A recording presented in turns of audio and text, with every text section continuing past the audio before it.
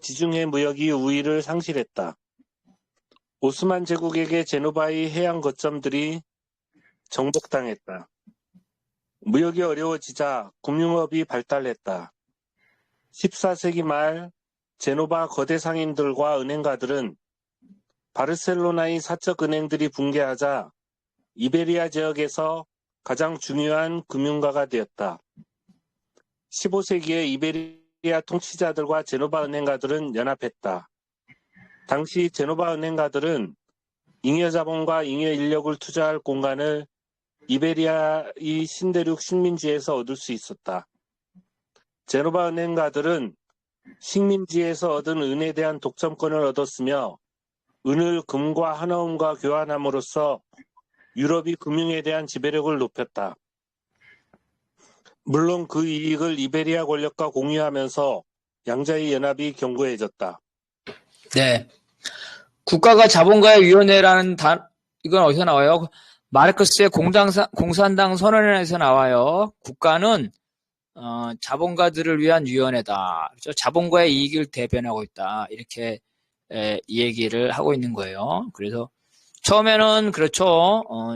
처음에 국가는 시민권을 가진 사람들이 만들었죠. 근데 시민권, 투표권은 누구만 있었어요?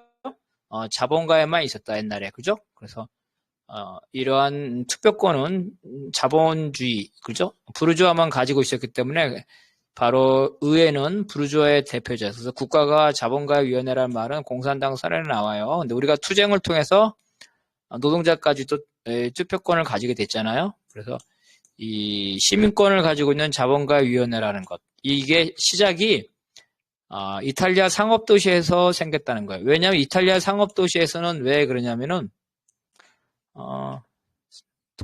이탈리아 상업도시는 상업 귀족들이 통치를 했어요. 그죠? 상업 귀족들이 위원회를 만들어서 통치를 했어요. 그래서 바로 이러한 국가의 기원, 상업 귀족이죠. 상업 귀족은 대부르주아요. 실제로는 대부르주아. 그래서 국가의 기원이 바로 최초가 바로 이탈리아의 이러한 상업 도시가 전형적인 모델이다라고 이제 아리기가 주장을 하는 겁니다. 그래서 이러한 과정들 속에서 이들이 어떻게 했냐면은 상업도시 엄청난 자본을 가지고 있기 때문에 국가에게 돈을 빌려줘요. 그래서 국가에게 돈을 빌려준다. 그래서 국가 재정이 대자본가죠. 대자본가의 의존. 당연히 국가는 자본가의 요구를 받아줘야 되겠죠. 이렇게 됐다는 거예요. 그러다가 이제 이탈리아 상업도시가 몰락하면서 네덜란드가 부상할 때 다시 또 네덜란드에 돈을 빌려줬다, 이런 겁니다. 그래서 이런 과정이 이렇게 된다는 거예요. 채권국과 채무국, 이렇게 되는 거죠. 그래서 지배국가는 채권국이 된다는 거죠. 돈을 빌려주는. 미국이 해외 자본을 많이 투자하잖아요. 돈을 많이 빌려주고 있죠. 그래서 채권국이 된다는 겁니다. 이러한 게 패권이 된다는 거고. 그런데 이제 제노바, 이탈리아 상업도시가 왜 몰락했냐면 이탈리아 상업도시는 어디에 의존했냐면 스페인 해군에 의존했어요. 스페인 해군에 의존. 즉 스페인 군대에 의존했는데 바로 이 스페인 군대가 점차 힘이 약해집니다. 그래서 여러 군데서 오스만 제국, 이슬람 제국이에요. 오스만 제국이죠. 터키라고 생각하시면 돼요. 터키. 지중해 연안에 힘을 갖췄죠. 그래서 첫 번째는 이러한 오스만 제국에게 스페인이 패배하면서 더 이상 스페인이 이탈리아 상업도시를 지원해주지 못해요. 그러다가 또 스페인이 네덜란드에 패배합니다. 그래서 이런 스페인이 패배하면서 결국은 여기에 의존하는 이탈리아 상업도시들도 결국은 몰락하게 되고 독자적인 군사력을 가지고 있는 네덜란드가 부상. 물론 네덜란드 이후에 이제 영국, 미국 이런 형식으로 가고 있다는 겁니다. 그래서 여기서는 이 대자본이 국가를 지배하는 형태, 그 형태에 대해서 그 기원이 상업도시다. 이거를 알고 있으면 될 것 같아요. 자, 이거는 우리 이창렬 동지가 한번 읽어봅시다. 과두의 은행가들은 원거리 무역과 금융에 의한 자본 축적, 세력 균형의 관리, 전쟁의 상업화, 상주 외교의 발전을 서로를 보완하면서 부와 권력을 집중시켰다. 제노바는 사적 채권자가 공적 금융을 통제할 수 있는 기구를 만들어냈는데 화폐적 이익이 공화국 정부를 장악하는 계기가 되었다. 잉여 자본은 제노바의 공채로 전환됐고 그 결과 은행가들의 정치적 권력은 더욱 강화됐다. 경쟁의 격화로 더 이상 수익성 있는 투자 대상을 찾지 못한 잉여 자본은 도시국가들의 늘어나는 공공채무에 자금을 대는데 이용되었다. 국채는 자본주의 시대를 특징 짓는다. 공채는 비생산적인 화폐에 국가 권력을 통해 생산적인 힘을 부여한다. 국채는 자신을 자본으로 전환시키는 과정에서 화폐가 산업이나 고리대금업에 투자할 때 수반되는 위험과 복잡한 과정을 겪을 필요가 없다. 국가에 대한 채권자들은 공채 증서 이외에 아무것도 받지 않는다. 그들이 대부한 금액은 쉽게 양도할 수 있는 공채 증서로 전환되며 그것은 현금과 조금도 다름없이 그들의 수중에서 기능하기 때문이다. 네. 이거는 간단히 말하면 뭐냐면 대자본가죠. 대자본가가 국가에게 돈을 빌려주고 그 증표죠? 그 증표. 즉 공채를 받았다는 거예요. 공채. 그러니까 어때요? 국가가 공채의 신용력이죠? 이 신용력을 보장하고 있죠? 신용력을 보장한다. 자, 대자본가니까 오늘날 이렇게 생각해 봅시다. 1조라고 보다. 1조 원. 1조 원. 1조 원이면 대체 5만 원짜리가 몇 장이에요? 1조가 되려면? 만만. 1억이 만 개니까 만억이죠. 그러니까 그걸로 나중에 재면은 2천억 장 아니에요? 2천억? 그죠? 2천억 장.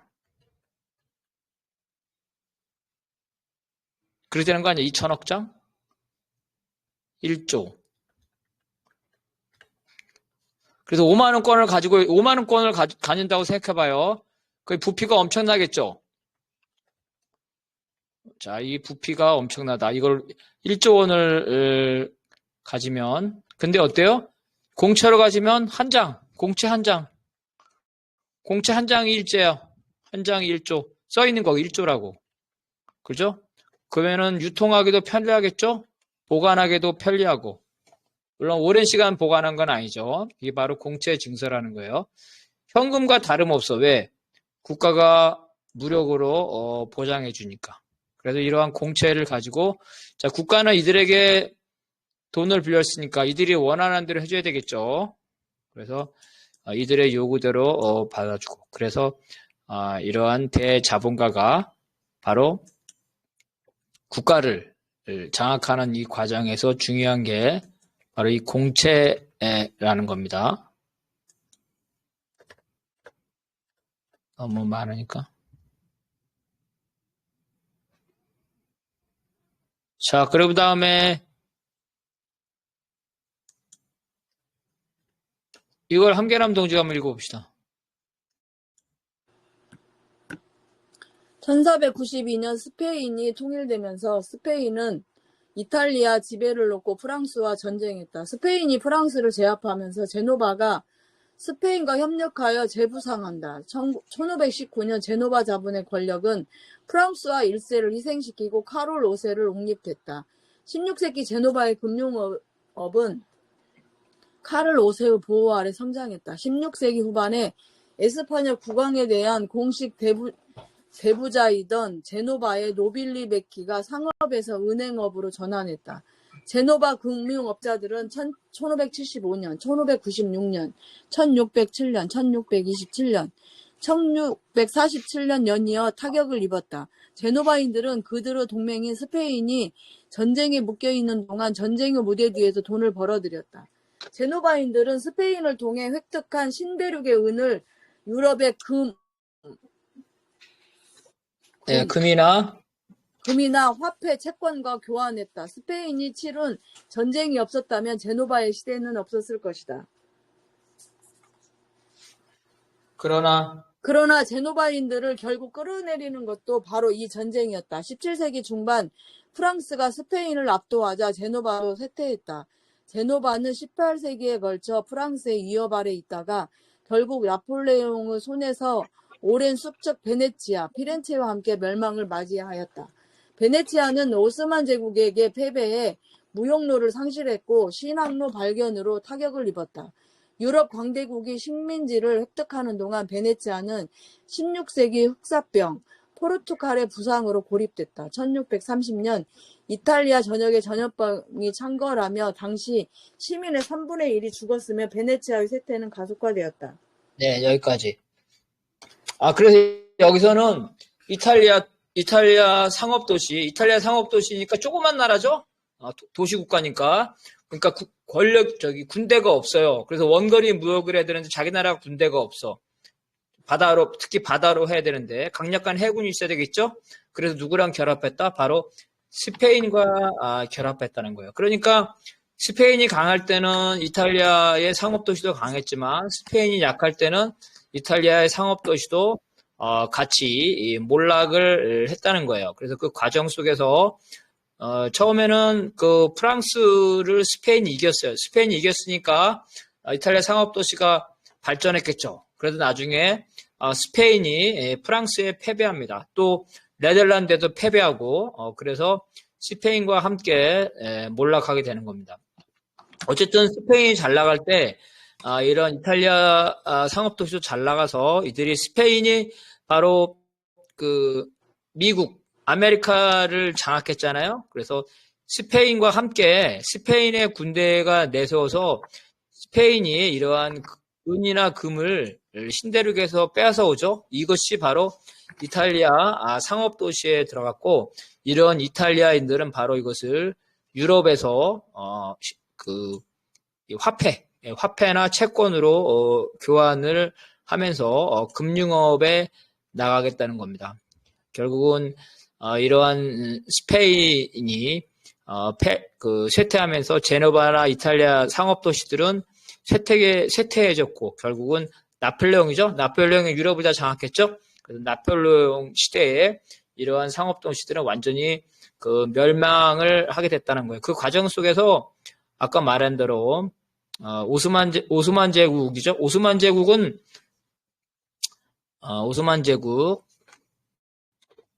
언제까지 있었냐면 1차 대전까지 1923년에 완전히 해체가 되는데 오스만 제국 되게 오래됐죠. 오스만 제국은 16, 17세기부터 1923년까지 있었어요. 되게 강력한 제국입니다. 지중해를 태웠으니까 지중해 영향권에 있었죠. 그래서 이러한 스페인은 네덜란드에도 빼앗기고 오스트리아에도 빼앗기면서 해군력을 완전히 상실하고 결정적으로 영국을 점령하러 갔어요. 영국을 점령하러 스페인 무적 함대 갔는데 이 스페인 무적 함대가 영국한테 패배를 해요. 이것도 너무나 패배하는데 그 원인은 뭐냐면 뺑뺑 돌아여가지고 그죠? 영국을 우회해서 항로가 길었어요. 항로가 길었고 그리고 영국이 잘 알고 있는 그죠? 영국 근해에서 전투. 그래서 항로가 길었으니 보급로가 기니까 스페인에게 불리했겠죠? 지형적으로도 영국이 더 잘 알았으니까 불리했고, 그래서 패배를 합니다. 러일 전쟁도 비슷해요. 러일 전쟁 해군 전쟁이죠.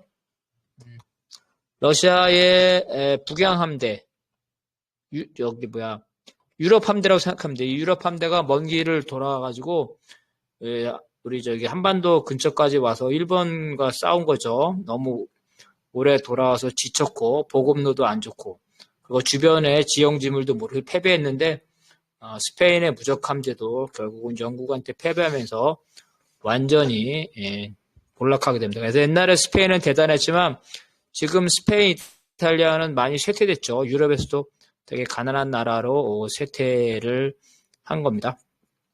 그래서 스페인 다음에는 이제 네덜란드가 부상을 하는데, 이 네덜란드 부상 과정을 보겠습니다. 우리가 케이스이기 때문에 그 원리를 보는 거니까 빨리빨리 나갈 거예요. 자, 이거는 우리 오준희 동지가 한번 읽어봅시다. 스페인이 식민지 시절부터 네덜란드는 바다로 진출했다. 이들은 해적과 사략지를 통해 부를 축적했지만 조세를 회피하면서 스페인이 재정에 부담을 주었다. 1566년 스페인 군대가 세금을 강제로 부과하려고 네덜란드를 침공했지만 네덜란드가 스페인을 격퇴하고 독립했다. 네덜란드는 해외에서 배타적 무역과 배타적 주권을 행사할 수 있는 대규모 합자회사를 공인했다. 이런 공인회사는 네덜란드 정부를 대신해 식민지에서 정부의 역할을 하면서 군대를 보유하고 전쟁도 수행했다. 공인회사들은 네덜란드의 상업과 금융을 전 세계에 확산시켰다. 공인회사들은 암스테르담을 세계 금융 중심지로 만드는데 결정적 역할을 하였다. 공인회사들은 암스테르담 거래소를 통해 주식 투자를 해왔다. 이러한 주식 거래가 암스테르담 거래소를 최초의 상설 주식시장으로 성장시켰다. 동인도 회사는 대항해 시대에 아시아의 무역을 독점하기 위해 세워진 회사들이다. 이때 세워진 동인도 회사는 1600년 영국 동인도 회사, 1602년 네덜란드 동인도 회사, 1616년 덴마크 동인도 회사, 1628년 포르투갈 동인도 회사, 1664년 프랑스 동인도 회사, 1731년 스웨덴 동인도 회사, 1775년 오스트리아 동인도 회사 등이다. 네, 옛날 스페인이 대단했어요. 그래서 네덜란드를 식민지로 가지고 있었어요. 그죠? 네덜란드가 스페인의 식민지였다는 거예요. 그런데 이 네덜란드는 식민지 시절부터 바다로 나갔다는 거예요. 여러분 사락질이 뭔 줄 아세요? 사락질? 노략질? 우리 외국가 보면은 경상도나 전라도 해안가에 와서 약탈하는 거 있잖아요. 이게 사락질이에요. 사락질. 지난번에 말했지만 이 해적과 약탈은 이 제국주의 시대에 국가가 허용했다 그랬죠? 그래서 왜 허용했어? 일종의 경제적 이익을 취하는 거. 왜? 이거를 사락과 노략질을 통해서 얻은 일부를 왕실에다 준다 그랬죠? 특허장을 주는 거야. 왕실이 야, 김씨 집안아, 너는 해적질과 사락질을 해. 그 대신 거기에 나온 10%는 우리한테 줘. 그리고 사락질과 해적질의 대상은 우리 동맹국이 아닌 다른 나라. 동맹국에 대해서는 하지 않겠죠. 그래서 동맹국이 아닌 다른 나라에 대해서 바다에서 만나면 해적질. 그래서 여러분 상선, 영화 많이 봤죠? 중세시대 상선을 보면 상선이 다 대포를 싣고 상선하고 해군하고 구분이 안 돼. 그 이유가 뭐냐면 상선들은 이러한 해적질과 사락질로부터 그 상선을 보호하기 위해서 대포나 그 병사를 실었어요. 심지어 이 상선들이 해적과 사락질을 했어. 국가 특허를 통해서. 그러니까 어때요? 이 불을 얻었으니까 국가한테 세금을 내야 되겠죠. 근데 네덜란드는 스페인의 식민지니까 자기를 지배하고 있는 스페인에 돈을 안 냈다는 거예요. 그러니까 스페인이 화가 났겠죠? 식민지를 쳐들어온 거야. 마치 미국의 독립전쟁이랑 똑같죠? 영국이 미국에게 지금 우리 관세 협상하듯이 영국이 미국에게 관세를 부과했어요. 그리고 세금을 부과하니까 미국의 자본가들이 독립전쟁을 일으킨 거 똑같아요. 그래서 네덜란드의 자본가들이 독립전쟁을 일으킨 거예요. 그래서 스페인을 격퇴한 겁니다. 그래서 네덜란드가 이제 식민지 제국주의로 됐고, 그래서 국가가 이러한 사락질과 노락질을 그 민간 대자본한테 허용했겠죠. 이제 더 나가서 식민지를 지배하는 민간 기업이죠. 그거를 국가가 특허를 해줘요. 그게 바로 공인회사라는 거예요. 대표적인 공인회사가 지금 아까 말한 동인도 회사. 그러니까 여러분 중요한 게 동인도 회사는 영국만 한 게 아니라 제국주의, 모든 제국주의가들이 동인도 회사를 거의 다 가졌다는 거예요. 제국주의 통치. 왜? 국가가, 그죠. 식민지에서 직접 지배하는 게 아니라 자본들이 지배하고 국가가 그 뒤를 봐주는 거죠. 바로 이런 식으로, 했다는 거예요. 즉, 식민지에서 이러한 동인도 회사는, 즉, 대자본은 정부의 역할을 대신하면서 악랄하게 착취를 했죠. 그래서 인도에서, 그 항쟁이 일어났죠. 인도에서 항쟁이 일어나니까, 영국이, 이거 동인도 회사가 민간이 착취하니까 너무 심하니까 안 되겠다. 우리 국가가 직접 나서자 그래서 동인도 회사를 없애고, 영국 국가가 직접 통치를 하게 됩니다. 어쨌든, 이러한, 공인회사를 통해서 영국이 인도를 지배해왔고, 그 전에 네덜란드도 마찬가지라는 겁니다. 이런 식으로 해서 돈을 많이 벌어서, 암스테르담이 최초의 주식 시장이 여기서 형성됐다는 겁니다. 그죠? 그래서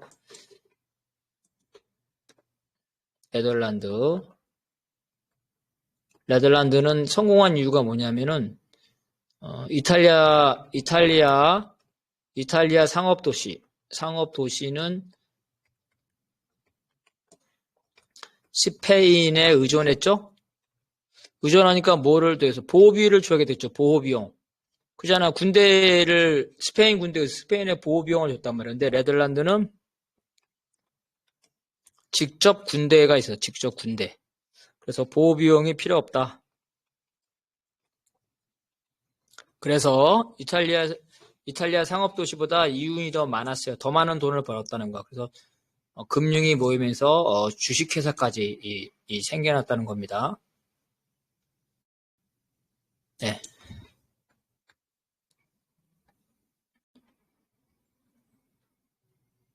자, 그 다음에는 우리 이창열 동지 차례인 것 같은데 이거 한번 읽어봐 주세요.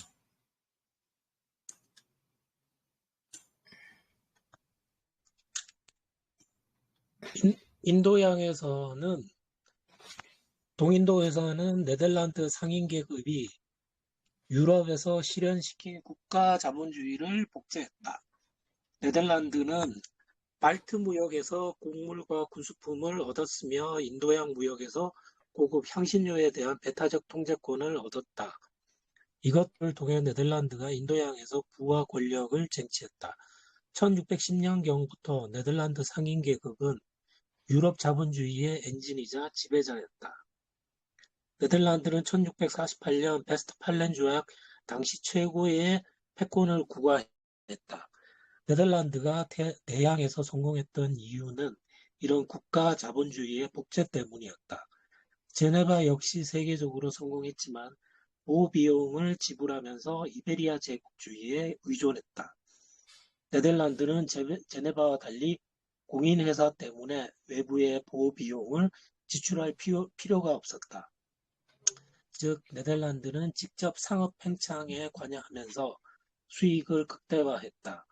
네덜란드 자본은 증권거래소를 통해 수익성이 있지만 정체된 발트 무역에서 벗어나 수익성이 있는 다양한 상업과 금융에 투자하였으며 그 결과 자본이 재순환되었다. 영국이 바다를 제패한 이후 암스테르담 증권거래소에서 잉글랜드 공채 및 주식에 대한 투자가 증가했다. 17세기 초 암스테르담 증권거래소가 유럽 잉여 자본을 네덜란드 기업으로 유입시켰다면 이번에는 네덜란드 잉여 자본을 잉글랜드 기업으로 투자하도록 했다. 네. 그래서 네덜란드가 이제 그 영국보다 먼저 동인도 회사를 만들었다는 거죠. 그래서 동인도, 이런 동인도 회사의 특징이죠. 동인도 회사. 동인도 회사는 뭐냐면은, 자, 거대 자본에게 국가 권력이죠? 국가 권력을 부여. 뭐예요? 총독! 이렇게 생각하면 돼요. 총독. 총독을 원래 국가에서 파견하는데, 근데 동인도 회사는 회사 사장이 총독이야. 총독이 동인도 회사 사장이에요. 그래서 국가와 국가 권력과 자본이 결탁했다 이거야. 그래서 국가 독점 자본주의라는 거예요. 그죠? 그래서 국가와 국가 권력이 장악했다. 그래서 일치시킨 거죠.